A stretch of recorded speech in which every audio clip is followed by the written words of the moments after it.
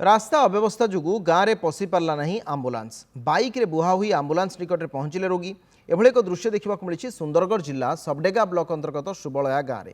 ए गाँवर सुधीर खंडा घासमरा औषध पी देते एने 108 को फोन कर डाकी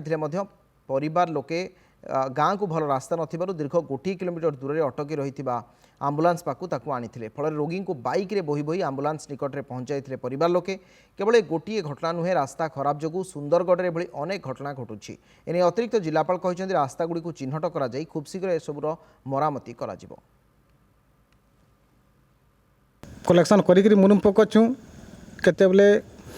किनाणु बनाऊँ किंतु के प्रशासन देखी नहीं पारबार जिनिसटा पंचायत रास्ता यहाँ पंचायत के आबार लगी केते लोग इने